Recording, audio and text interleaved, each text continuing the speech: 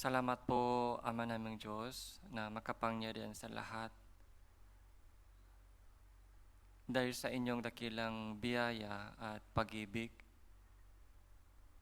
naligtas po kami mula sa walang hanggang kapahamakan at mula rin po sa walang kabuluang dating paraan ng pamumuhay.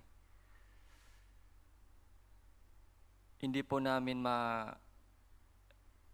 maintindihan kung gaano kadakila ang pag-ibig ng Panginoon sa amin. Mula ngayon hanggang humarap po kami sa inyong harapan sa langit, ang aming natitirang panahon sa mundong ito ay nawa para sa inyong dakilang kalooban. Sa oras na ito, nagtipon-tipon po kami sa inyong harapan. Turuan niyo po kami ng inyong maluwalhating at dakilang kalooban. Buksan niyo po ang aming puso at isipan para makilala po namin kayo ng mas malalim. Nagkaraang linggo, na idaos po namin ang Bible Seminar sa Summer Retreat sa biyaya ng Panginoon. At sa maraming nakinig ng salita ng Panginoon, kahit sa online, at naniniwala po kami na mayroon naligtas sa biyaya mo, Panginoon. Sa oras na ito, ipinapanalangin po namin, Panginoon, na nawa lumago sila sa pagkakilala sa inyo at sa pananampalataya. Ganon din po yung mga kapatiran na sumasama sa panalangin. Lumago rin po kami sa pagkakilala sa inyo sa pamagitan ng panalangin, salita mo, sa itong banal na pagkikitungo sa isa't isa. Samahan niyo po kami at palakasin po ninyo ang aming loob at pananampalataya sa oras na ito. Ito po yung aming panalangin sa pangalan ng Panginoon Hesu Kristo. Amen.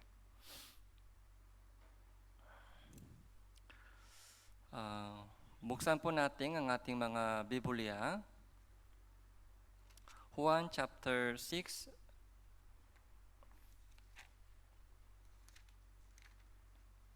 verse 40. Juan chapter 6, verse 40.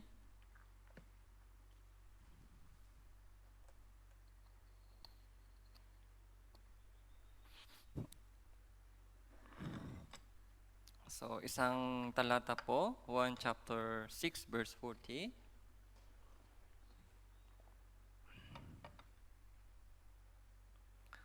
So, basahin po natin ito ng sabay-sabay. 3, 2, 1. Sapagkat ito ang kalooban ng aking Ama, na ang bawat nakakakita sa anak at sa kanya'y sumampalataya ay makaroon ng buhay na walang hanggan, at muli ko siyang bubuhayin sa huling araw. So, isa pa po, verse 29, verse 29. Babasahin ko po ito. Sumagot si Jesus sa kanila, ito ang gawa ng Diyos, na inyong sampalatayanan ang kanyang sinugo.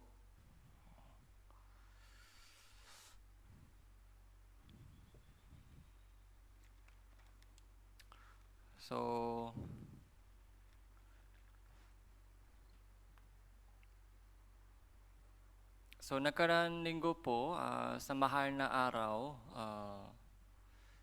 dapat magtipon po tayo sa retreat center para sa summer retreat. Tuwing yung Holy Week, nagkakaroon po tayo ng summer retreat dito sa retreat center. Pero 2 taon po, nagkaraan taon, itong taon, so hindi po natin nagawa dahil sa COVID-19. So, malaking impact talaga ng itong COVID-19 sa buong mundo ito. So, maraming tao na hawa at na namatay hanggang ngayon. Parang yung sitwasyon po dito sa Philippines, so mas nagiging seryoso ngayon. Mas marami po yung mga case ngayon kaysa nung dati. Ah, Kaya hindi po natin alam kung hanggang kailan po ganitong sitwasyon. Pero kahit papaano po, kahit anumang sitwasyon po mangyayari, maghintay sa atin. Pero ang kalooban ng Diyos ay the same. The plano ng Diyos, yung kalooban ng Diyos. Minsan po yung ating puso ay na apektuhan po sa mga sitwasyon. Minsan po doon po sa sitwasyon po, hinahanap po natin yung kalooban ng Diyos. Kaya ang tanong po ng maraming tao ngayon ay kailan ba matatapos yung sitwasyon nito? Kailan ba matatapos yung vaccine, yung virus na ito? Kailan ba makakabalik tayo sa dating normal na pamumuhay? Yun po yung tanong ng maraming tao. Pero yung tanong po ng mga Kristiyano po ay iba po. Kahit anumang nangyayari, yung tanong po natin ay ano ba ang kalooban ng Diyos? Ano ba ang gusto ng Diyos gagawin ko? Kasi po wala po tayong magagawa sa sitwasyon. So hindi po natin inaasahan na nangyayari. Pero ganun pa man, so meron po tayong mga plano kung ano ang gagawin. Hindi pwede sabihin natin, so wala akong magagawa, sa bahay lang ako, ganito. Siyempre, sa ganitong sitwasyon, dapat stay safe sa bahay. Tapos, sumunod sa protocol ng government. So yun po yung mga dapat gawin. Pero yung ating prayer, yung ating puso, okay, ay ano ang dapat nating gawin? So, bakit tuloy po tayo sa summer retreat kaysa online? Kasi po yun po ang kalooban ng Diyos. Kahit through online, so mga through YouTube or Facebook, mga DVD, so USB, kahit papaano gumawa tayo ng paraan dahil yun po ang kalooban ng Diyos. Kung matapos po yung kalooban ng Diyos sa mundong ito, ano po? So, matatapos yung mundong ito. Ganon din po yung purpose ng ating buhay. Kaya habang buhay pa tayo sa mundong ito, tapos hanggang dumating si Kristo, Panginoon, sa pabalik po siya sa mundong ito, so kailangan po natin mag-focus kung ano po ang kalooban niya. So dito po sa chapter 6 verse 40, sapagkat ito ang kalooban ng aking Ama. So, ito ang kalooban ng aking Ama. Kung mayroon pong kalooban ng Diyos, hindi ba dapat natin malaman yun? Kasi napaka-importante po yan. Kalooban ng Diyos. Yung kalooban yung plano ng isang pangulo ng isang bansa, so mahalaga. Yung takbo ng buong bansa ay depende sa kanyang plano. Kaya pag may kung meron pong mga announcement galing sa Malacanang, so nakikinig po tayo kung ano ba ang decision niya, kung ano ba ang mga plano nila. Nakikinig po tayo, di ba? Tapos yung ating buhay ay naapektuhan sa plano ng yung gobyerno. Ganun din po sa mga government. So, kung may announcement po galing sa government, so nakikinig po tayo sa city hall, mga barangay. Pero yung mga announcement po ng Diyos, yung kalooban ng Diyos, yung plano ng Diyos, ito po ay mas mahalaga. Ang bawat nakakakita sa anak at sa kanya ay sumampalataya ay makaroon ng buhay na walang hanggan. So, ito po ay plano ng Diyos, buhay na walang hanggan. So, sa English, buhay na walang hanggan, eternal life. Okay.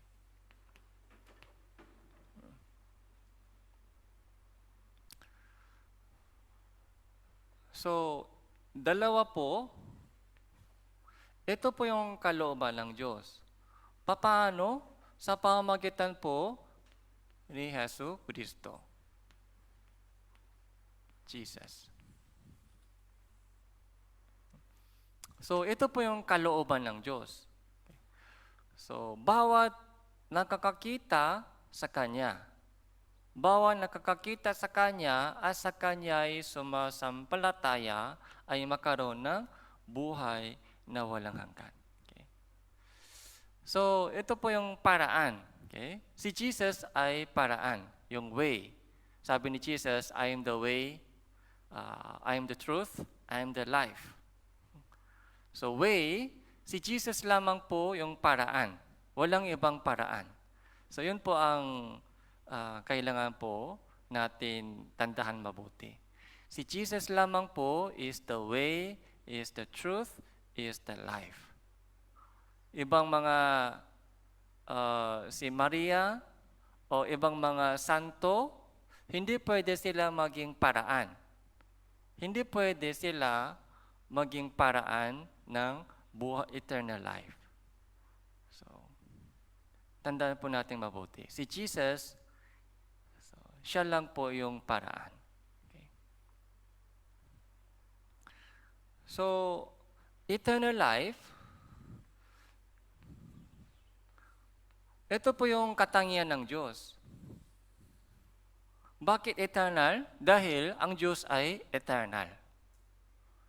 So, yung eternal, yung salita ng walang hanggan, yung salita ng eternal, hindi po sa mga tao. Kasi alam po natin, sa mga tao, walang eternal. Okay? Mula nung ipinanganak tayo hanggang sa mamatay, ano po yung experience po natin sa buhay? So, walang eternal. So, limitado po yung ating time. Pansamantalang yung buhay po natin. 78 years.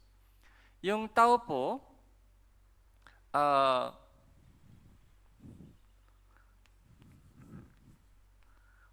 ilang taon po ba yung buhay ng tao? Sabi po nila, 70 o 8 years lamang. Okay. Yung buhay ng tao ay 70 o 8 years lamang. Psalm chapter 90 verse 10. Uni sa mga ito ay hirap at kaguluhan lamang. Hirap at magulong buhay, napakaiksi, napakabilis ng takbo ng panahong ito. So dito po tayo sa mundong ito. Limitado po tayo, nabubuhay po tayo sa itong limitadong panahon, limitadong lugar. Okay? Pero nabanggit po ng Diyos sa Biblia, eternal. Ano ba ito, eternal?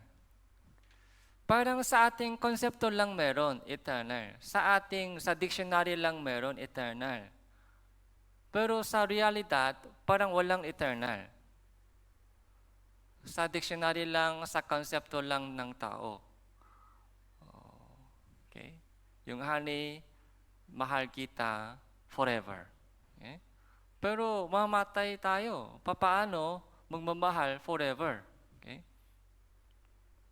Ang salitang eternal ay nasakop sa Diyos lang. Nasa Diyos lang. Kaya, eternal, kung hindi galing sa Diyos, hindi po eternal. Lahat po ng mga gusto ng Diyos ibigay sa atin ay puro eternal. Dahil yun po yung katangian ng Diyos. Kaya, eternal life. Okay? So, anong uri ng life po ba ito?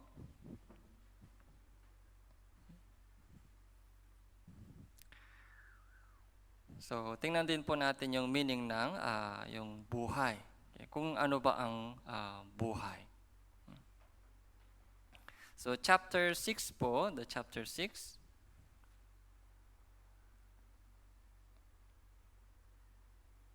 Verse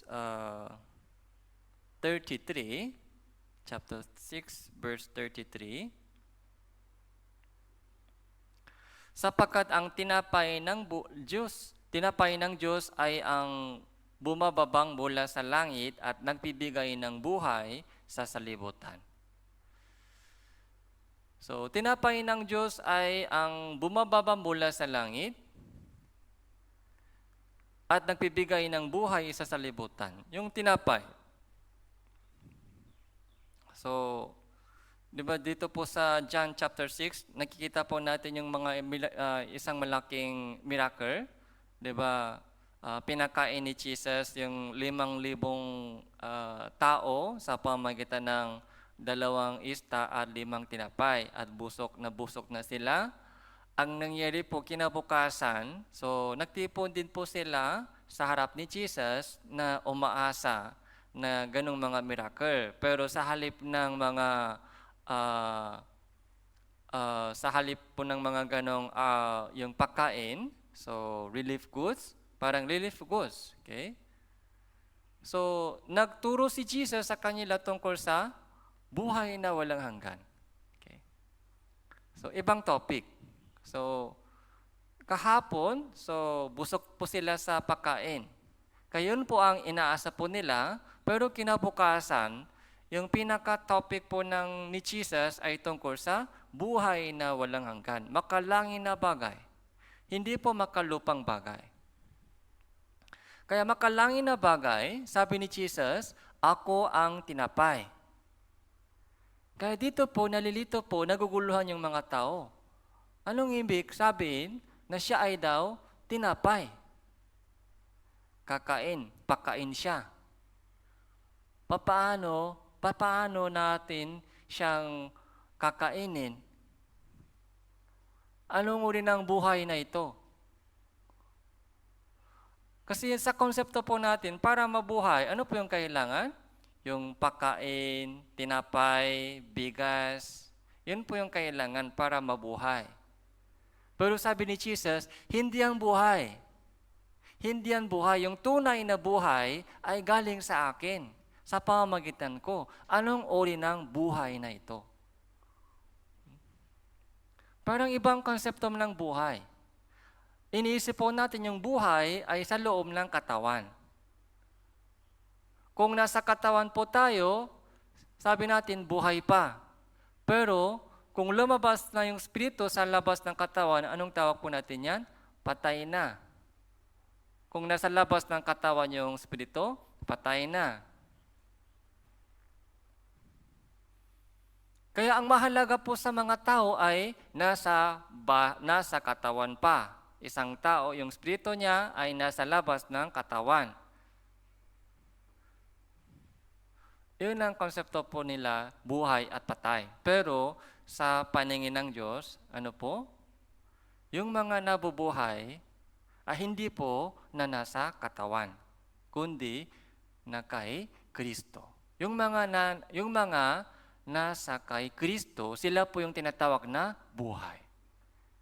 Yung mga nasa labas ni Kristo ay tinatawag ng Diyos, patay sila. Ibang konsepto po yan. So, kung ganun po,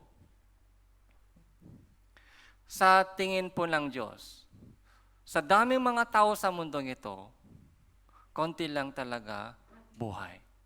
Mas maraming tao sa mundong ito ay patay po sa harap ng Diyos. Akala nila buhay pa, pero sa mata ng Diyos, patay. Kaya sabi po ni Jesus, malibang isang tao ay ipanganak na muli. Ibig sabihin, patay na sila. Kaya dapat ipanganak na muli. Malibang isang tao ay ipanganak na muli, hindi niya makikita ang kaharian ng Diyos. Ibig sabihin, yung kanilang spiritual na sitwasyon, yung kalagayan, yun po ang totoong kalagayan, patay na sila. Yun po yung meaning ng born again. Yung born again po ay hindi po yung mga doktrina, hindi po yung mga religion, hindi po yung mga renovation. Bagong nilalang po yan. Kaya nung sinabi po ng isang alagad ni Jesus, hayaan mo Panginoon muna, so ilibing ko yung mga tatay kong namatay. Anong sinabi ni Jesus? Hayaan mong ilibing yung mga patay ng mga patay. Pero ikaw ay sumunod sa akin. Okay. May trabaho ng mga patay, may trabaho ng mga buhay. Yung paglilibing, sabi ni Jesus, yun ang trabaho ng mga patay. Pero ikaw, buhay. May trabaho ka ng mga buhay. Ano yan? Evangelism. Sumunod ka sa akin. Yung mga paglilibing, hayaan mo na lang yung trabaho ng mga patay. Yung mga patay, gagawin nila yan. Ano pong meaning doon sa patay? Patay sa spirito.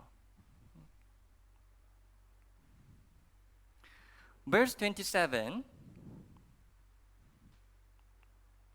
huwag kayong magsumikap ng dahil sa pagkain na sisira, kundi dahil sa pagkain tumatagal para sa buhay na walang hanggan, na ibibigay sa inyo ng anak ng tao, sapagkat sa Kanya inilagay ng Diyos Ama ang Kanyang tatak. So, huwag kayong magsumikap ng dahil sa pagkain na sisira. Yung pagkain nasisira, ano po ito? Pagkain nasisira? Yun ang kinakain po natin araw-araw. Pagkain nasisira. Pagkain nawawala. Yung almusal, kinain po natin kaninang umaga. So hanggang kailan po yan? Hanggang bukas ng umaga? Sana kung meron ganung mga pagkain, pag kumain ka ng isang beses, isang buwan, busog pa. Hindi ba gusto ninyo ganun? Isang beses lang kumain, isang week, busog pa. Kung ganon, siguro hindi na kailangan magtrabaho pa tayo. Isang mga tablet lang, kainin, busog. 1 week, 1 month. Pero ginawa ng Diyos tayo para kumain ng 3 beses isang araw. So may lesson din po tayo doon. Yung busog, saglit lang. Pagkalipas ng ilang oras, gutom na. Walang tunay na kasiyahan.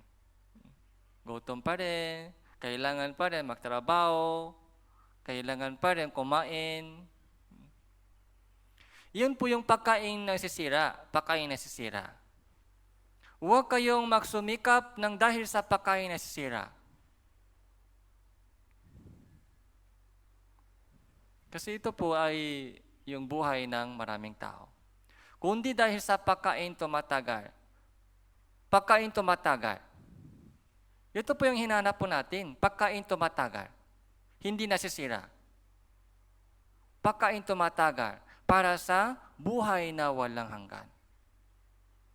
Ano po itong pagkain? Ito po yung totoong pagkain.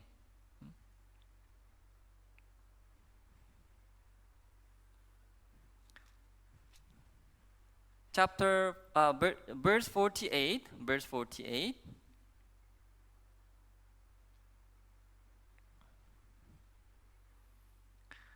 Ako ang tinapay ng buhay. Verse 49, kumain ng mana sa ilang ang inyong mga ninuno at sila ay namatay. Ito ang tinapay na bumababang galing sa langit upang ang sino mang makakain nito ay hindi mamatay. Ako ang tinapay na buhay na bumabang galing sa langit. Kung ang sino man ay kumain ng tinapay na ito, siya ay mabubuhay magpakailanman. At tinapay na aking ibibigay sa ikabubuhay ng salibutan ay ang aking laman. So, tingnan po natin mabuti. ang aking ibibigay, yung tinapay na aking ibibigay sa ikabubuhay ng salibutan. Ikabubuhay ng salibutan, ikabubuhay natin. Yung pagkain na ikinakabuhay po natin ay hindi po yung mga bigas lamang. Yun po yung pagkain sa katawan. Pero yung totoong pagkain na ikinakabuhay ng salibutan, yung buong salibutan po ay dapat kumain ng itong pagkain. Ano po ito? Yung laman ni Hesus Kristo. Yung laman.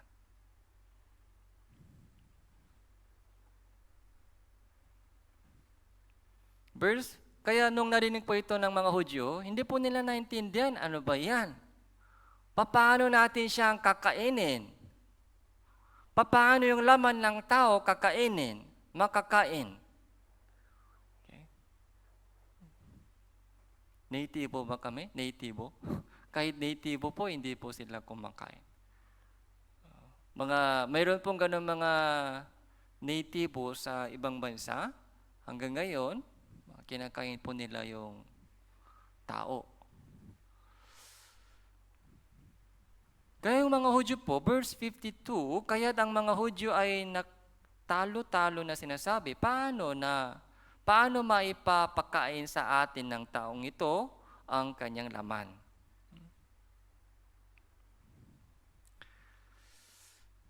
Sabi ni Jesus, kung hindi ka kumain ng laman ko, walang buhay sa iyo. Kasi po yung laman ni Jesus, yun ang totoong pagkain na ikabubuhay ng buong salibutan. Yung buhay po ito ay buhay magpakailanman sa langit.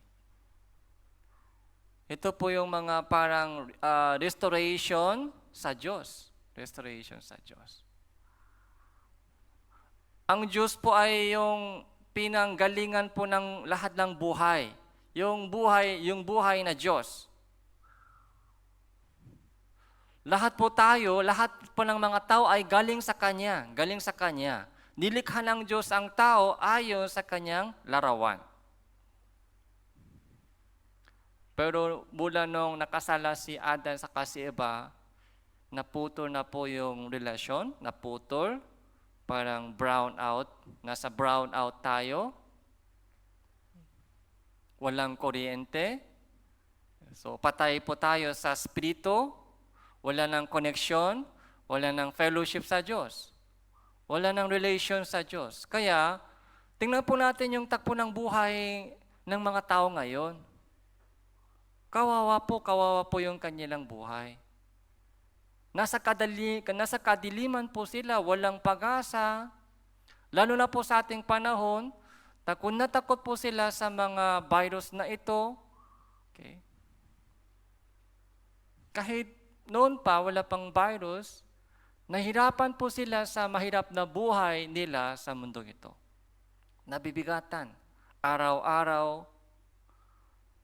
So, anong kakainin, anong iinumin, paano ko yung mga trabaho ko, paano kikita ng pera para may pagkain ako, para sa mga pangailangan sa buhay ko.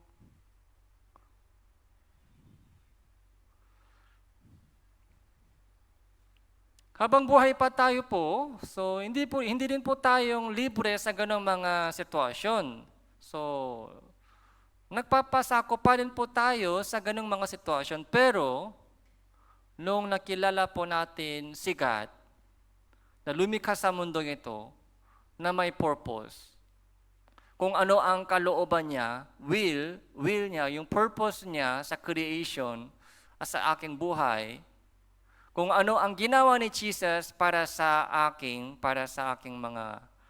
buong mundong ito, doon po tayo na liwanagan. Kung sino ako sa harap ng Diyos. Kung sino ako. Okay. Hindi ako basta ipinanganak sa mundong ito. Hindi ako basta inihagi sa mundong ito. Okay. May purpose sa buhay ko. Hindi nakataon ipinanganak ako sa mundong ito. Hindi nakataon nangyari yan. May plano ng Diyos. May purpose ng Diyos.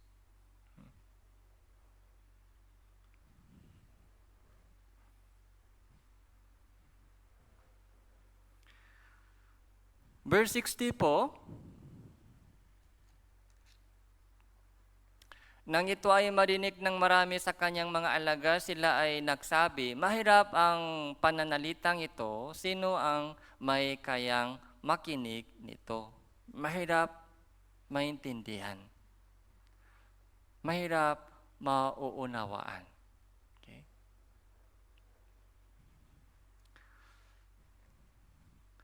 Yung mga kapatiran po,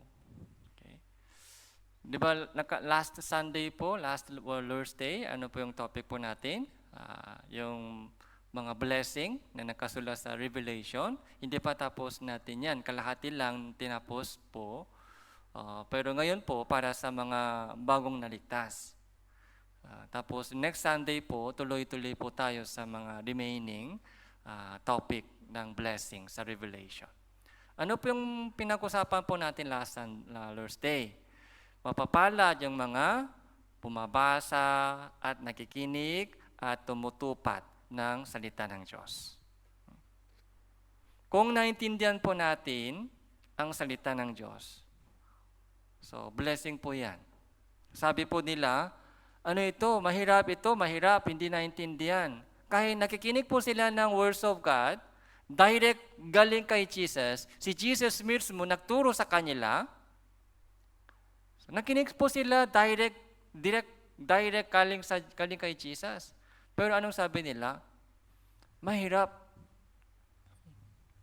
Pero tayo po, kahit malayo po tayo sa panahon ni Jesus, pero tuwing nakikinig po tayo ng sermon, tuwing binabasa po natin yung Biblia, may pumapatak sa ating puso, di ba?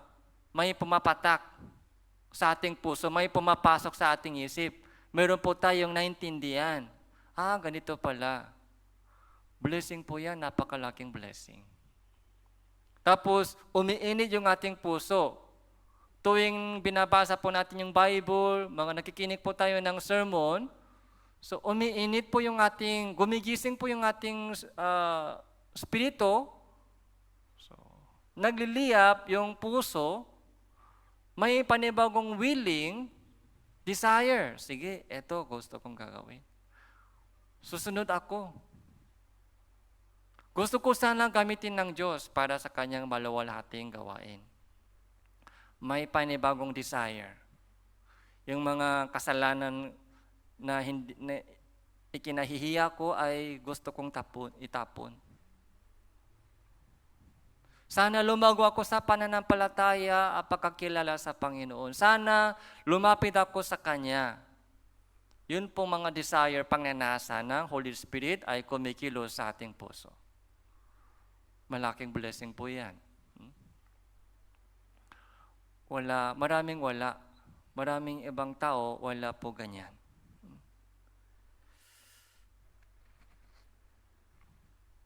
Verse 63 po, ang Espiritu ang nagbibigay buhay,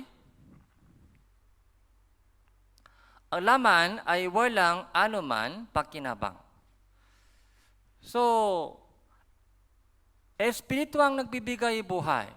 Kaya dito po malinaw po kung anong uri ng buhay po ito. Okay.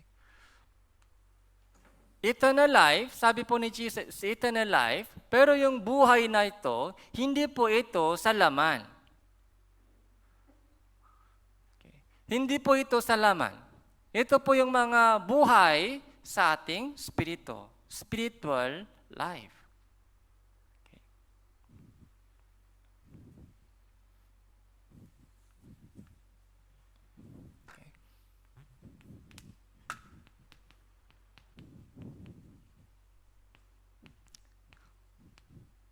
Ang Espiritu ang nagbibigay buhay. Yung buhay, yung tunay na buhay ay galing sa Espiritu. Yung totoong buhay po yan. Yung buhay sa ating laman, hindi po yung totoong buhay. Tapos yung blessing. Okay? Spiritual blessing. Ito po yung totoong blessing. Okay?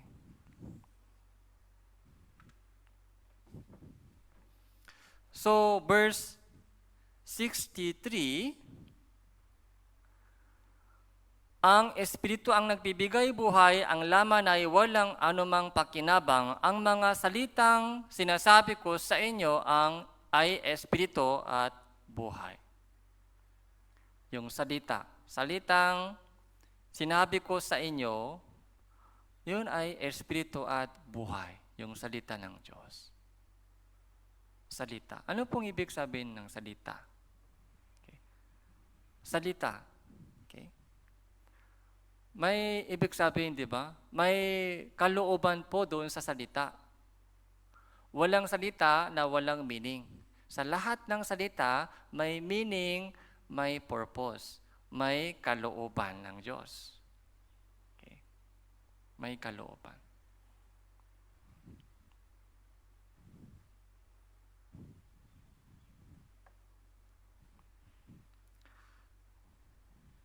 Sa mga disciple, verse 66, nung 5,000 tao nakinig, nabusog, masaya, bumalik sila kinabukasan, pero nung matagal po yung mga, nung narinig po nila yung mga sermon na ito, turo ni Jesus, ako ang tinapay. Ako ang tinapay na galing sa langit, na nagbibigay ng buhay. Ako ang tunay na tinapay na yung pagkain na ibibigay ko sa iyo na ikinabubuhay ng salibutang ito ay aking laman. Kainin mo yung laman ko. Inumin mo yung dugo ko.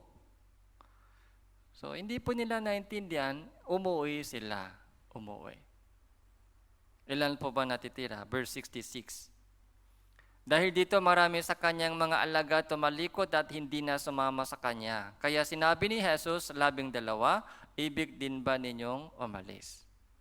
Sumagot sa kanya si Simon Pedro, Panginoon, kanino kami papunta? Ikaw ang may mga salita ng buhay na walang hanggan. So dito po, may combination po, di ba? Salita, buhay na walang hanggan. So kasama itong dalawa. Sabi ni Jesus, Espiritu ang nagbibigay buhay. Yung salita, kung salitang sinabi ko sa iyo ay Espiritu at buhay.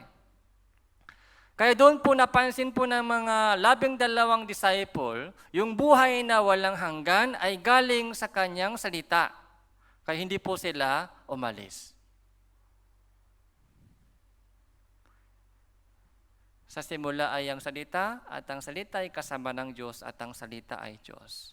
Naging tao ang salita. Sino yan? Si Jesus. Si Jesus ay naging tao. Kaya 12. So, hindi sila umalis. Marami po o konti? Konti lang. The same nangyayari sa lahat ng panahon. Narrow way yan, narrow gate po yan, narrow way. Makipot na pintuhan, masikip ang daan, kakaunti, nakatakbo yun. Kasi kaunti lang po, naghahanap ng katotohanan po ito. Kaunti lang po may question sa kanilang buhay. Sino ako? Okay. Kaunti lang may question sa kanilang puso. Sino ako? Saan galing ako? Pagkatapos ng mamatay, ano ang mangyayari? Ano ang layunin sa buhay ko? Kaunti lang may tanong tungkol dyan. Mas maraming tao po ay naghahanap, nagsusumikap dahil sa pagkaing na sisira. Kaunti lang naghahanap ng katotohanan. Kaya kung kabilang po kayo, kung kabilang po kayo sa mga konting naghahanap ng katotohanan, yun po ang blessing. Ephesians po, chapter 1, Ephesians.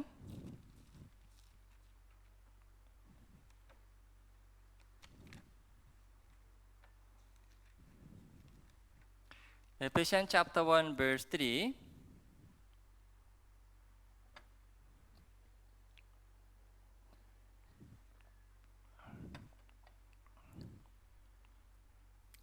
Purihin nawa ang Diyos at Ama ng ating Panginoon Hesukristo, na siyang nagpapala sa atin kay Kristo ng bawat pagpapalang espiritual sa sangkalangitan.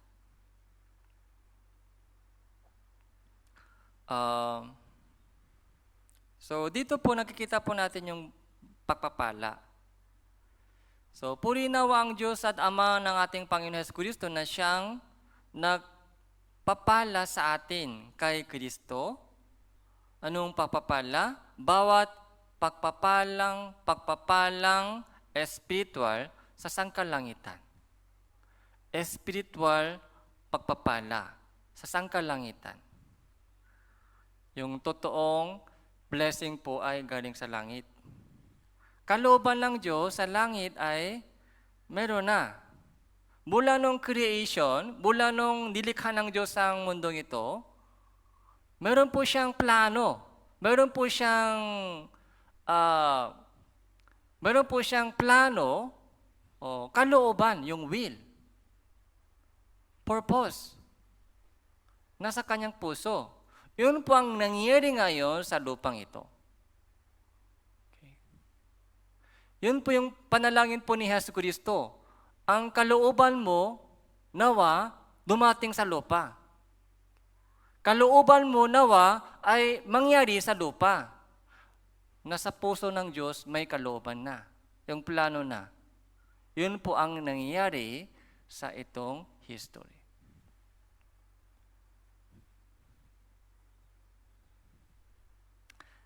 Yung blessing po, ano pong blessing ito?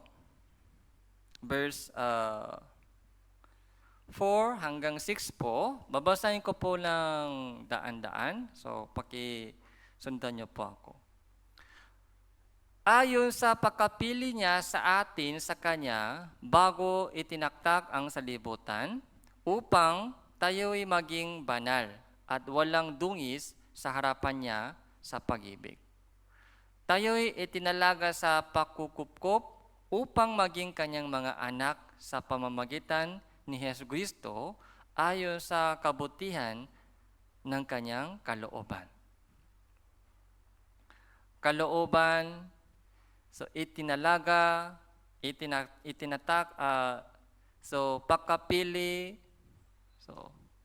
So minsan, so dito po nalilito po yung mga tao, pero sa madaling salita po, ang mga ibig sabihin dito ni Apostol Pablo, may plano ang Diyos.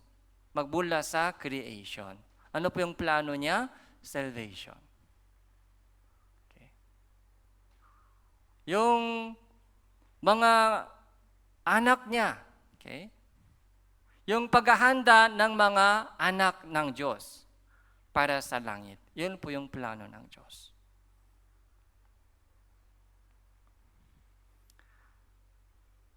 Verse 7 po, basahin po natin ng sabay-sabay, 3, 2, 1. Sa Kanya ay meron tayong katubusan sa pamamagitan ng Kanyang dugo na kapatawaran ng ating mga kasalanan ayon sa mga kayamanan ng Kanyang biyaya. So from verse 3 hanggang verse 14, so ito po yung tungkol sa blessing. Ano ba talaga yung blessing? Katubusan. Katubusan sa pamamagitan ng kanyang dugo. Kapatawaran ng ating mga kasalanan. So yun po yung laman ng blessing. Kaya kung ligtas na po tayo, kung tinubos na tayo, naniniwala po kayo sa kanyang ginawa para sa iyo, pinagpala ka ng Diyos. Yun po yung malaking blessing.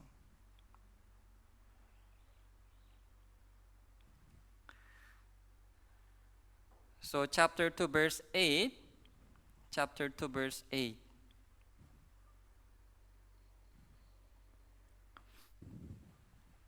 chapter 2 verse 1 po, chapter 2 verse 1. Kayo no'y mga patay sa inyong mga paksalangsang at mga kasalanan, na dati ninyong nilakaran ayon sa lakat ng salibutang ito, ayon sa pinuno ng kapangyarihan ng hipapawid ng Espiritu na ayon ngayon ay gumagawa sa mga anak ng paksuway. Tayong lahat ay dating nabuhay sa gitna ng mga ito, sa mga pangnanasa ng laman, na ating ginagawa ang mga nais ng laman, ng pag-iisip, at tayo no ay katutubong mga anak ng kapuutan, gaya naman ng mga iba. Unit, ang Diyos palibhasa ay mayaman sa awa dahil sa kanyang malaking pag-ibig sa atin, na maging noon tayo mga patay sa pamamagitan ng ating mga paksuway, binuhay niya tayo kay Kristo. Sa pamamagitan ng biyaya, kayo'y naligtas. So, Efeso chapter 2, yung mga dating patay, paano binuhay? Okay. So, malinaw na po sabi dito, kayo nooy patay. Anong meaning ng patay? Patay sa laman o sa espiritu? Espiritu. Kayo nooy dati patay. Kaya, yung nilakaran ninyo dati ay ayon sa lakat ng salibutang ito, ayon sa inyong sariling pangnanasa, ayon sa paggawa ng mga tagatukso ng salibutan, si Satanas, Diablo, matandang ahas, dragon. So yun po yung dating yung pamumuhay, dating nilakaran mo, patay. Pero ngayon, binuhay na tayo kay Kristo Jesus. Binuhay na. Ito pong totoong buhay, binuhay. Espiritu. Sa biyaya, kayo'y naligtas. Sa biyaya. Kaya verse 8, ito po yung kilala po natin, di ba? Sapagkat sa biyaya kayo ay naligtas sa pamamagitan ng pananampalataya, ito ay hindi sa pamamagitan ng inyong sarili, ito ay kaloob ng Diyos. So, sa biyaya.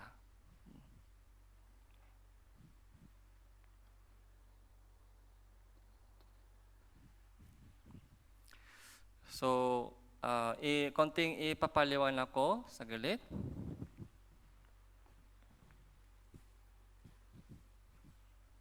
Sa biyaya kayo ay naligtas sa pamamagitan ng pananampalataya. Yung salvation po,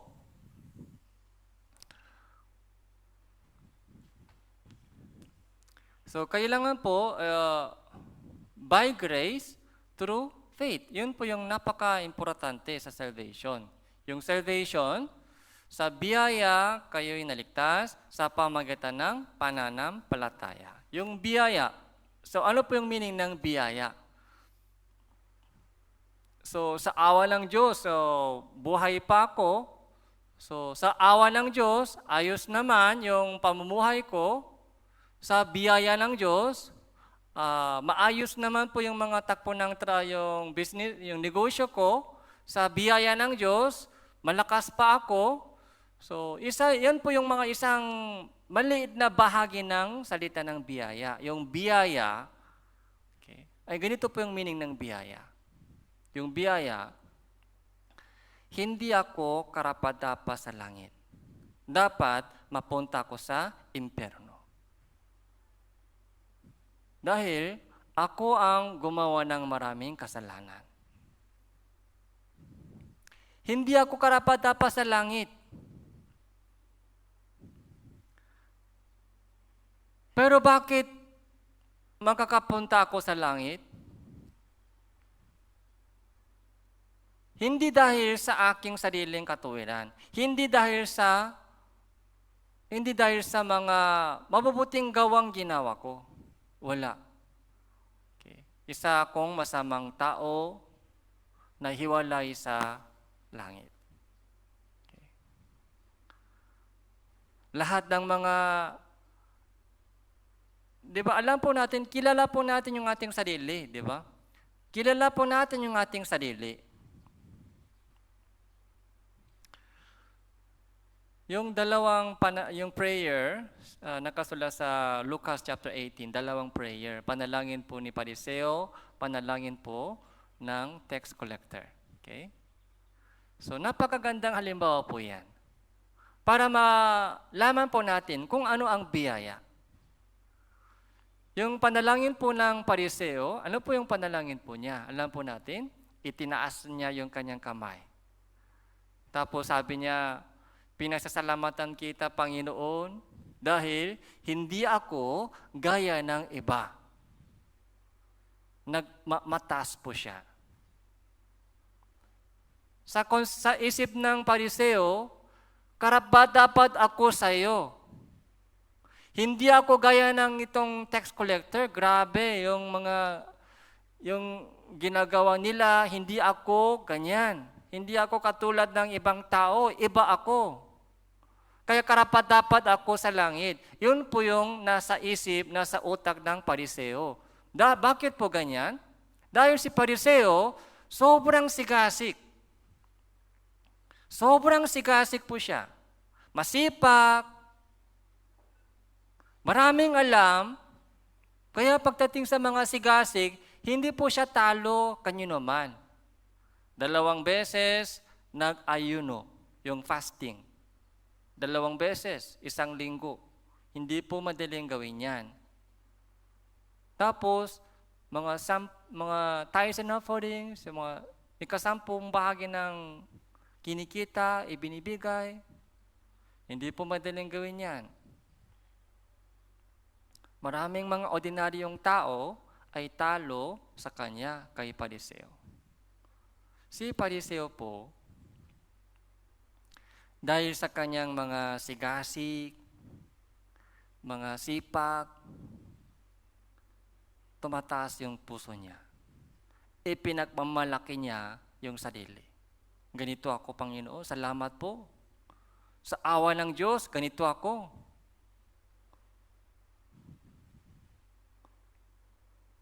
Hinamak niya yung ibang tao. Hinamak niya yung ibang tao. Alam niyo po ba kung ano ang isang sintomas ng mayabang puso? Pag mayabang puso, yung husga agad. Hinuhusga niya ibang tao. Hinuhusga niya. Bakit ganyan? Bakit ganyan? Hindi ako ganon. Pero tax collector, alam ano po yung prayer niya? Ayaw niya itingin man lamang yung sa langit, yung mata. So, dinadakukan po niya yung kanyang yung dibdib. Panginoon, maawa ka sa akin. Isang makasalanan. Baksak na akong isang makasalanan. Mahiya ako. Mahiya siya. Nahiya siya sa Diyos. Nahiya siyang tumingin sa Diyos. Bakit ayaw niya itingin yung mata niya sa langit? Dahil nahiya siya sa Diyos. Nahiya. Nakilala po niya yung kanyang sarili, kung gaano kasama siya, kung gaano kadumi siya, kung gaano kadami yung kasalanan, kalukuhan, mga bisyo na nasa kanya. Nahiya siya, tumingin sa Diyos, nahiya. Hiya. Kung nahiya po tayo sa tao, pero kung walang hiya sa Diyos, may problema po yan. Yung pagsisisi po ay hindi po sa harap ng tao. Yung tunay na pagsisisi ay sa harap ng Diyos. Kung mahiya po tayo sa harap ng Diyos, yun po yung simula ng pagsisisi. Yung biyaya ay ibinibigay ng Diyos sa mga nahihiya sa Diyos. Panginoon, nahihiya ako sa iyo, hindi ako karapat-dapat sa itong kaloob mo. Napakalaking yung kaloob ng Diyos, yung regalo. Nahiya ako. Hindi ako karapat-dapat.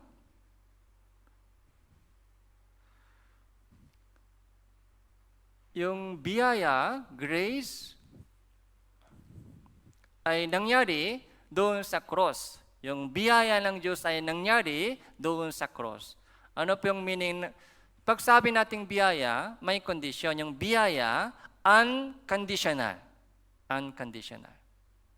Pag conditional po yan, kung may kapalit, hindi po yung biyaya. Yung biyaya, yung totoong biyaya ay unconditional. Kahit anumang condition mo, okay lang. Ito, para sa iyo. Makulit? Okay, para sa iyo. Lasinggero ka? Okay. Ito yung biyaya ko. Lasinggero ka. Yung babaero ka? Okay. Ikaw rin kasama ko. Kasama. Mga adik ka sa drug? Okay lang. Ito rin. Kasi ikaw rin yung mga, para sa iyo rin yung biyaya ko.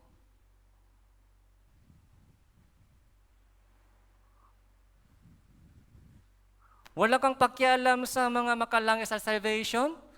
Okay lang, yung biyaya ko ay para din sa iyo. Yung biyaya ay para sa lahat. Yun po yung biyaya, unconditional. Kaya pag-ibig ng Diyos ay iba sa pag-ibig ng tao. Yung pag-ibig ng tao, conditional. Kung maayos ka, so sige, bibigyan kita. Pero kung hindi maayos, kukunin ulit. Bigay, kukunin again. Hindi po yung biyaya. Yung pag-ibig ng Diyos ay unconditional.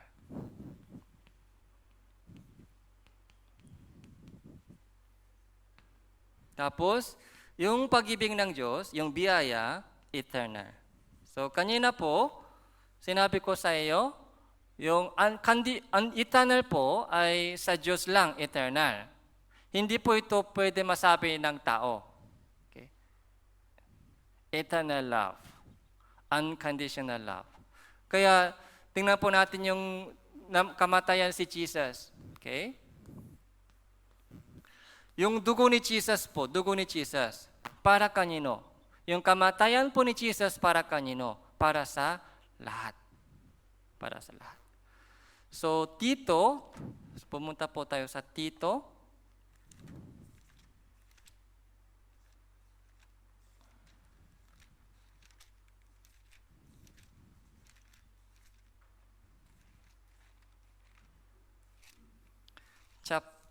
Tito po, chapter 2, verse 11.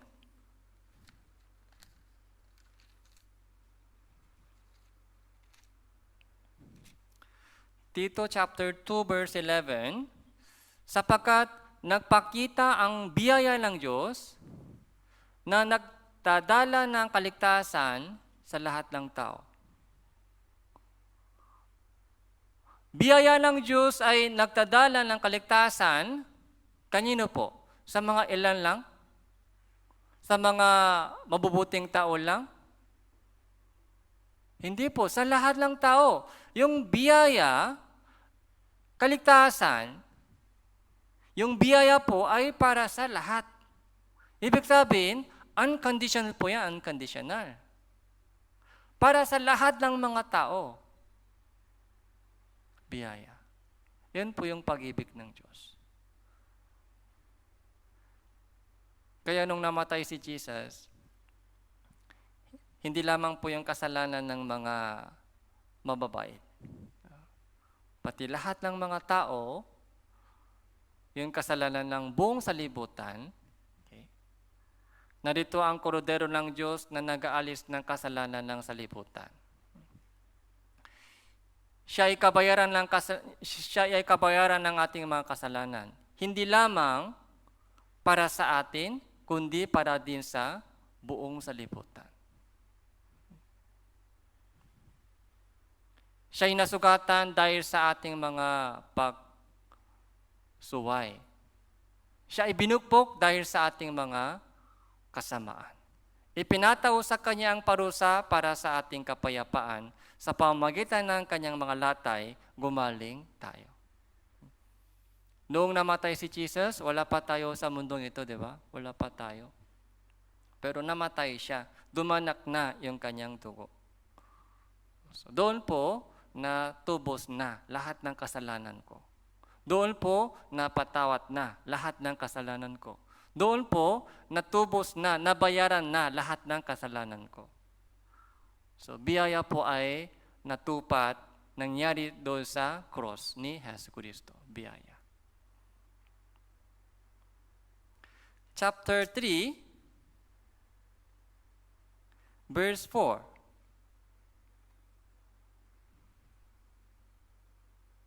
Chapter 3, verse 4, unit ng mahayag ang kabutihan at kagandaang loob ng Diyos na ating tagapagligtas. Iniligtas niya tayo hindi dahil sa mga gawa na ating ginawa sa katuwiran, kundi ayon sa kanyang kahabagan sa pamamagitan ng paghuhugas ng muling kapanganakan at ng pagbabago sa pamamagitan ng Espiritu Santo. So,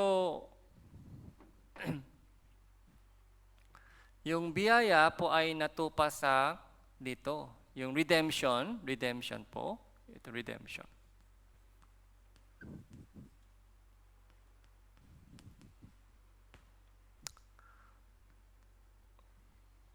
So, unconditional redemption. Kasi po maraming mga maling pagtuturo. Okay? Kung hindi ka nagsisisi, hindi, yung kasalanan mo hindi kasama doon sa redemption. Tapos yung redemption ni Jesus ay para lang sa mga believers. Yung mga yung mga unbelievers hindi kasama doon sa redemption. Yung mga kasalanan ng mga believers lang, tinubos ni Jesus. Maling-mali po yan. Unconditional. Okay. Pag gumawa ka ng mabuti sa langit, pag gumawa ka ng kasalanan sa impyerno ka, tama po ba? Mali po yan. Ito po yung basehan ng ating kasalanan, yung kaligtasan. Tapos, meron din po yung mga nagtuturo, hanggang ngayon lang tinubos. Pero kung makakagawa ka ng kasalanan bukas, so, delikado yan. Kung hindi ka pagsisisihan mo yan, impyerno ka. Sa kanilang redemption, sa kanilang salvation, hindi eternal. Hanggang ngayon lang. Pero magmula ngayon, kailangan pa magsisi, kailangan pa humingi ng tawad, kailangan pa magsikap ng gumawa ng mabuti. Idagdag po nila yung kondisyon. Dapat ganito para maligtas ka. Dapat ganito para hindi mawala yung kaligtasan mo. Dinadagdag po nila yung condition dito.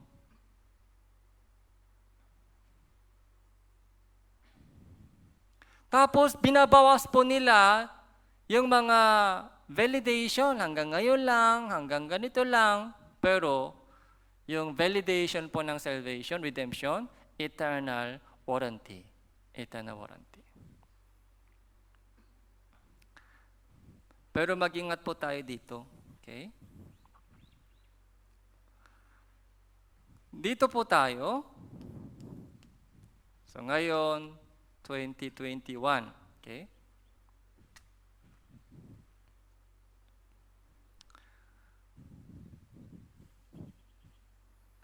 So ako po 1987. Okay? So August 8. Ito po yung araw ng kaligtasan ko. Mga 15 years pa ako noon. Umattend po ako sa summer retreat, katulad po ninyo, katulad po ng ilang kapatiran. So doon ko po narinig yung tungkol sa Biblia, ebidensya, okay. Buhay talaga ang Diyos, kung paano tinutupad yung mga katuparan ng propesiya. Tapos doon ko po nalaman kung sino ako sa harap ng Diyos, Tapos sa huling session gospel, so nakilala ko si Jesucristo. Nakilala ko si Jesucristo. Kung bakit namatay siya sa cross. Kung ano ang nangyari doon sa cross. Lahat ng kasalanan ko ay tinubos sa pamagitan ng kanyang biyaya, sa pamagitan ng kanyang dugo. So doon po, dumating po sa akin, ano po? Faith. Faith po ay dumating sa akin. Faith comes by hearing. Faith comes by hearing. And hearing through the words of Christ. Okay. Kung walang faith, walang salvation.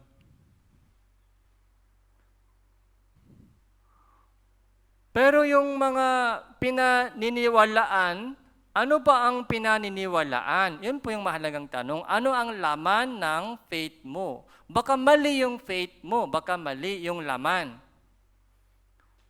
So, tama, kailangan yung faith, pananampalataya, pero may tanong po dito, tama ba yung faith mo o mali? Yung tamang pananampalataya. Nilalaman po ng faith po ito ay biyaya ito. Ang ginawa ni Jesucristo. Ito po yung laman ng pananampalataya. Pinaniniwalaan natin. Okay. Pinaniniwalaan natin ito. Kaya, nung Bible seminar, habang nakinig po tayo ng salita ng Ebanghelyo, so dumating sa akin yung pananampalataya. Ito po yung nangyari sa akin 1987, August 8. Hanggang ngayon. So, 21 April 4 hanggang ngayon. So, mula dito hanggang ngayon, ito po yung Christian living ko, Christian life, okay? Before, so hindi po ako anak ng Diyos. Hindi po ako anak ng Diyos, isang sinner lang. Dahil wala pang faith. Matagal na tinubos, pero hindi ko alam. Matagal na yung natubos, pero hindi ko po alam. Dahil, so walang nagsabi sa akin tungkol dyan. Pero dito ko po nalaman, ay tinubos pala ako lahat ng kasalanan ko. Doon po ako naligtas, doon po ako na ipanganak na muli, doon po ako naging anak ng Diyos, doon po bumaba yung Holy Spirit sa akin, doon po nahugasan na ako. Kaya mula po dito, ay hanggang ngayon tuloy-tuloy po yung Christian living. Minsan, natitisot din po ako sa mga tukso. Minsan natitisot. Okay. Kung gano'n, ligtas pa rin o hindi na? Anak pa rin o hindi na? Tatanggalin po ng Diyos ako sa listahan ng kaligtasan? Ay, grabe yung ginawa mo, tatanggalin kita. Kung gano'n po, may problema unconditional salvation. Yung salvation, unconditional.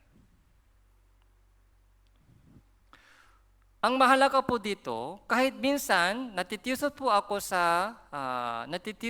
sa kasalanan o tukso ng salibutan, pero ang malaking change po ito.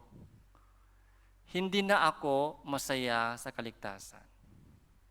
Hindi na ako nag-enjoy sa kasalanan. Hindi na ako nag-enjoy sa kasalanan. Minsan, natitisot po ako sa tukso, pero mabigat. Nararamdaman ko po yung gabay at tulong ng Holy Spirit. May kasamang Holy Spirit. May kasama dito, may kasama. Okay? Dito, walang kasama. Pero dito po, sa Christian life, may kasama. Sino po? Holy Spirit kasama. Okay. Tapos, meron akong panibagong pangnanasa na sana sumunod ako sa kalooban ng Amang Diyos. Sana ma-evangelize ko yung mga mahal ko sa buhay. Sana maisama ko sila sa langit. May panibagong desire. Yun po yung pangnanasa ng Holy Spirit. Nandyan pa rin yung pangnanasa ng laman. Buhay pa. Hindi po siya patay. Buhay pa. Pero, meron na po akong panibagong pangnanasa. Yung dalawang pangnanasa po ito ay nagkikipag-away araw-araw. Minsan, sino pong nananalo? Minsan, yung pangnanasa ng laman, nanalo. Kung wala akong prayer, o kung wala akong Bible reading, kung hindi ako nakikinig ng sermon, kung hindi ako kasama sa fellowship, nanghihina yung pangnanasa ng Holy Spirit. Kung gano'n, talo. Pero, kung malapit po ako sa prayer, sa Bible reading, fellowship, so kung gano'n, malakas yung mga pangnanasa ng Holy Spirit, yung pangloob na pakatao malakas. Kung gano'n, so nanalo. Nanalo po yung pangnanasa ng Holy Spirit. So ito po yung Christian life. Pag tuloy-tuloy sa pagsasaway, ano po? May palo. May palo. Pero anak pa rin o hindi na? Anak pa rin. Okay. Anong uri ng anak gusto po ninyo? Okay. Laging pinapalo ng Diyos? So, hindi po. Kaya habang tuloy-tuloy po sa Christian living, so darating po yung time na so kukunin tayo ng Diyos. Ito po yung tinatawag na yung rapture. Okay? Second coming.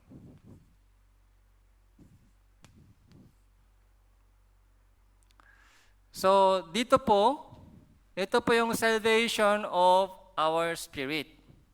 Ligtas na. Pag sinabi po natin, ligtas na, ito po yung tinutukoy. Ligtas na. Salvation of spirit. So, born again na. Ligtas na ako. May spiritual birthday. Ito po yung araw ng kaligtasan. May spiritual birthday. Second birthday.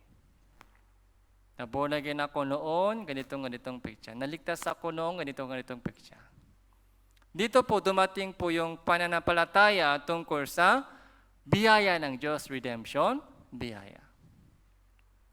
Tapos, ito po, ongoing pang process. Ongoing pa proseso. So, being saved. Naliligtas po tayo mula sa kapangyarihan ng kasalanan. From the power. So, dito po, ligtas po tayo mula sa penalty. Okay? So, dahil nabayaran na po yung bayad ng ating kasalanan, kaya dito po, wala ng penalty. Dito po, naliligtas po tayo magmula sa power of sin. Ongoing process ito. Tapos, pag dumating na po si Jesus, dito po,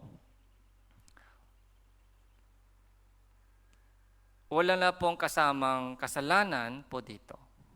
Kaya may tatlong stage po, may tatlong stage of salvation.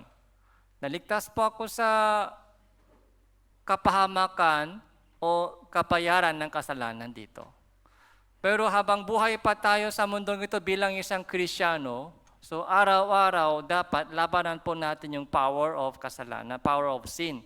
Araw-araw. Kasi nandyan pa yung likas ng kasalanan.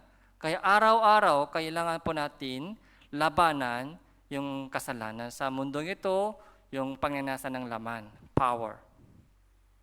So dito, kung kinuha na po tayo ng Panginoon, yung ating hamak na katawan ay babaguhin po niya.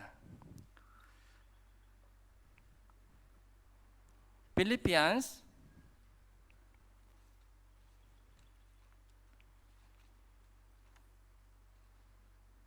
chapter 3.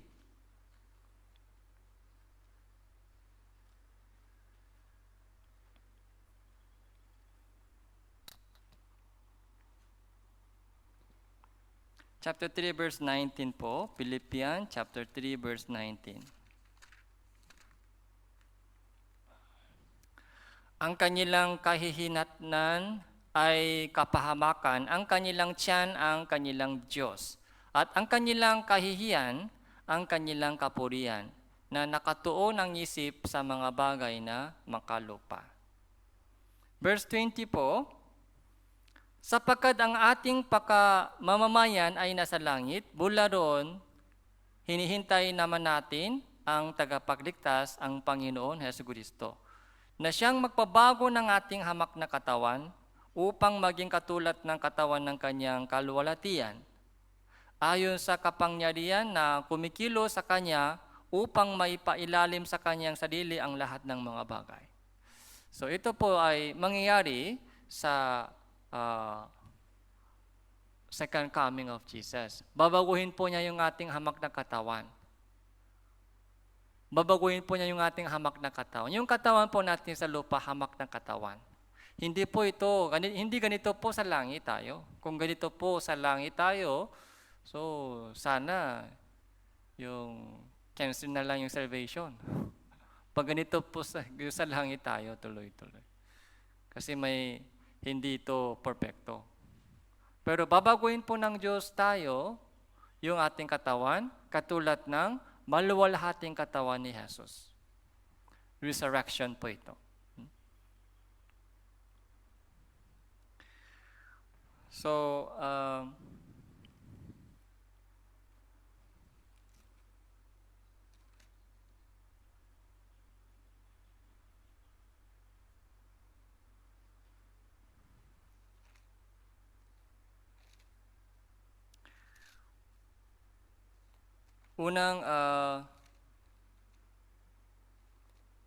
Unang Juan po, pumunta po tayo sa Unang Juan.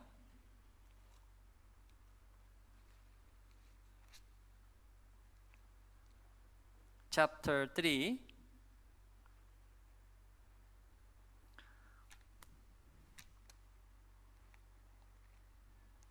Verse 1.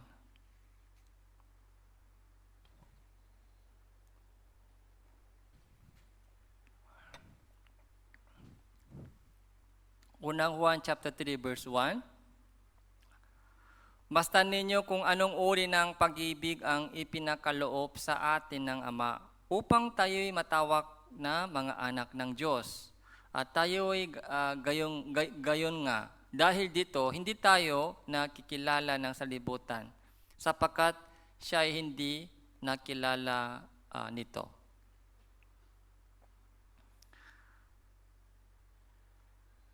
So, Unang Juan chapter 3 verse 1 hanggang verse 3 po, ito po yung parang yung napakagandang summary ng tatlong yugto ng kaligtasan. Yung salvation of spirit, salvation of character, salvation of body. Okay? Dito po sa verse 1, ito po yung salvation of spirit. Anong uri ng pag-ibig ang ipinakaloob sa atin ng Ama? Anong uri ng pag-ibig? So, anong uri ng pag-ibig na kilala po ninyo? Anong uri ng pag-ibig natanggap po ninyo? So, tingnan po natin cross. Unconditional. Okay. Unconditional. Eternal. Love. Okay. Sa mundong ito, hindi ito matakpuan po natin. Unconditional love. Siguro yung magulang lang nang mamahal po sa atin na walang kapalit. So bakit umiiyak po tayo pag namatay po yung magulang? Dahil wala na pong tao na nagmamahal sa akin unconditionally. Lahat ng mga ibang tao, so conditional talaga yung pag-ibig nila, conditional. Pero yung pag-ibig ng magulang ay malapit sa pag-ibig ng Diyos. Yung pinaka-perfectong pag-ibig, unconditional, eternal love, okay, ay nakikita po natin doon sa cross ni Jesus. Kaya John chapter 3 verse 16, sapagkat sa gayon na lamang ang pag-ibig ng Diyos sa salibutan ito, na ibinigay niya yung kanyang tanging anak, so, upang sino mang sa kanya sumampalataya ay makaroon ng huwag mapahamak, kundi makaroon ng buhay na walang hanggan. Yung tanging anak, ibinigay ng Diyos sa salibutan ito. At namatay siya sa cross. So bakit po? So, sino mang sumampalataya sa Kanya ay huwag mapahamak, kundi makaroon ng buhay na walang hanggan. Kayon po ang pag-ibig ng Diyos nangyari sa cross. Nangyari sa cross, nakita po natin sa Bible. Kaya verse 2, mga minamahal, ngayon ay mga anak tayo ng Diyos. At hindi pa nahahayak kung magiging ano tayo. Nalalaman natin na kung siya ay mahayag, tayo ay magiging katulad niya, sapagkat siya ay ating makikita bilang siya. Ito po yung mangyayari pa, mahahayak pa. Mahahayak. Kung nahayak na siya, magiging ano tayo? Okay? Tayo ay magiging katulad niya. Tayo ay magiging katulad niya. Ito po yung glorification, salvation of our body. Magiging katulad niya. So yun po yung meaning ng anak tayo ng Diyos. Anak ako ng Diyos. Napakagandang position po, di ba? Anak ako ng Diyos. Anak ako ng Diyos. Anong ibig sabihin? Sino yung tatay? Sa tatay ko? Diyos po ay tatay ko. Kung Diyos po ang tatay ko, matapang tayo, hindi. Matapang. Tatay ko ay Diyos. Huwag mo akong hamakin, tatay ko ay Diyos.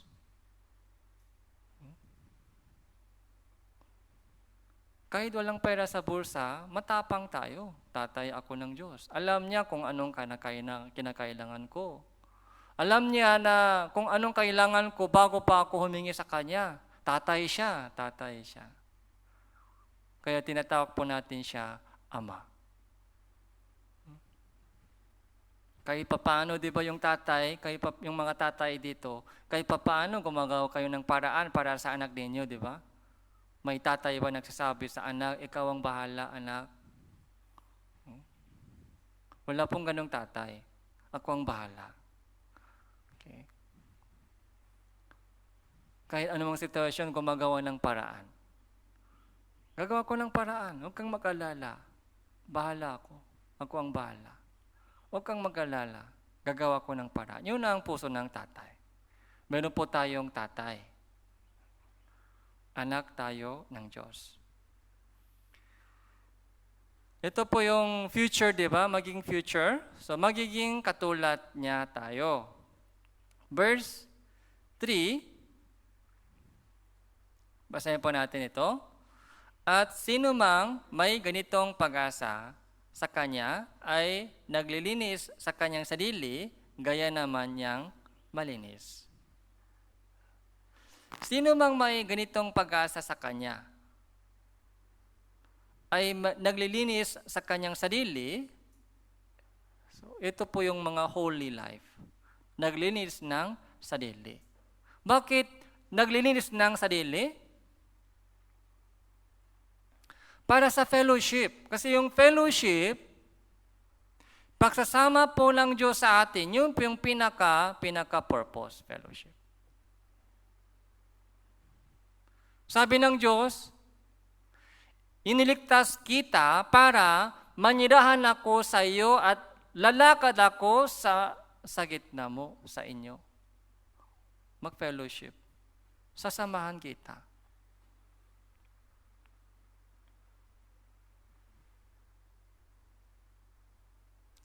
2 Corinthians chapter 7 verse 1, 2 Corinthians.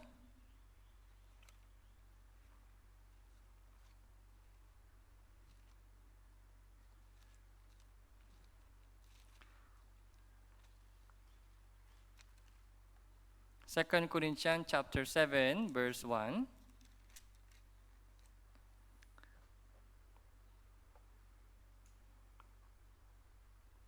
Verse 1, mga minamahal, yamang taglay natin ang mga pangakong ito. Linisin natin ang ating mga sarili mula sa bawat karumihan ng laman at espiritu na ginagawang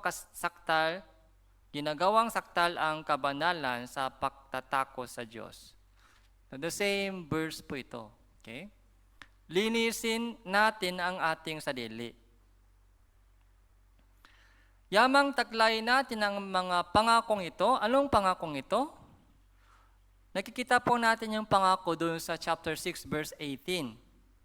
Chapter 6 verse 18 po. Ito po yung pangako. Ako ay magiging ama sa inyo at kayo'y magiging aking mga anak na lalaki at babae, sabi ng Panginoon. Ito po yung pangako. Ako ay magiging ama sa inyo. Ama. Ikaw ay magiging anak ko.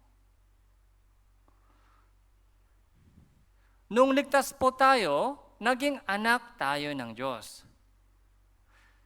Ang Diyos ay naging ama sa atin, ako ay naging anak sa Kanya. Natupad na po yung pangako nito. Kung ganon, chapter 7 verse 1, ito po yung dapat mangyari sa atin. Ano po? Linisin natin ang ating mga sarili. Mula sa bawat karumihan ng laman at espiritu. Ginagawang saktal ang kabanalan. Ginagawang saktal ang kabanalan. Dahil yun ang karapat-dapat bilang anak ng Diyos. Dahil yung ama natin ay banal. Yung anak ng Diyos, marumi. Okay lang po ba? Hindi pwede. Yung ama natin ay banal ng Diyos. Siya po yung ama natin. Bilang anak tayo ng Diyos, ganun din. Para walang problema sa fellowship. So, ngayon po, pinag-aralan po natin tungkol sa salvation. Yun talaga yung plano ng Diyos. Tapos yung salvation ay sa biyaya at sa pamamagitan ng pananampalataya. Yung biyaya po ay nakikita po natin sa cross ng Kalbaryo. Namatay siya, si Jesus, at dumanak na ko yung kanyang dugo para sa kasalanan ng buong salibutan. Magpakailanman. Tandaan po ninyo, buong salibutan, magpakailanman. Kasali po ba kayo dyan, buong salibutan? Kung kasali po kayo dyan sa buong salibutan, so swerte po kayo. Pinagpala na kayo ng Diyos. Tapos bilang isang Kristiyano po, buhay pa tayo sa mundong ito. Ito po yung tinatawag na Christian living. So ano po yung dapat natin gawin? So linisin po natin yung ating sarili mula sa lahat uri ng mga karumihan ng laman. Tapos magsikap po tayo ma-evangelize. Yun talaga yung mission po natin sa mundong ito. Para makasama rin po sila sa kaharian ng Diyos. Kaya yung mga bagong naligtas po sa nakaraan yung Bible seminar, sana tuloy-tuloy po kayo sa pagkikinig ng sermon kahit online. Tapos yung mga malalapit po dito, so ay gagawa po kami ng schedule ng visitation para sa counseling. Yung mga nasa malayo kahit online, kahit online, so pwede din po yung mag-counseling. Okay, sana tuloy-tuloy po, ialagayan po ng mga kapatiran yung mga naimbitahan po ninyo sa Bible seminar. So let's pray together. Salamat po, Panginoon, sa oras na ito, sa inyong pagbibigay ng inyong mensahe para sa aming lahat.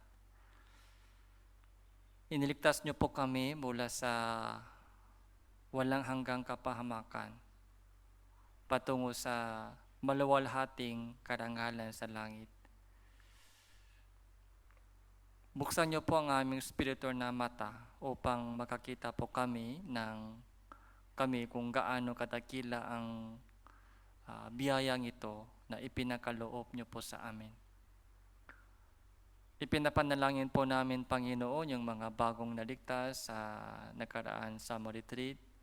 Nawa tuloy po sila sa pagkikinig ng inyong salita at lumago sa pananampalataya at pagkakilala sa inyo.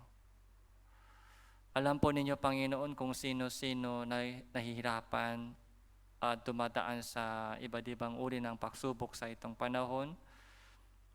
Pagkalooban niyo po sila ng tamang kaaliwan at kalakasan upang hindi po sila labis tumamba sa itong panahon.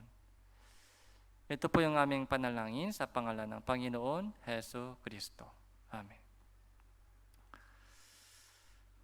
So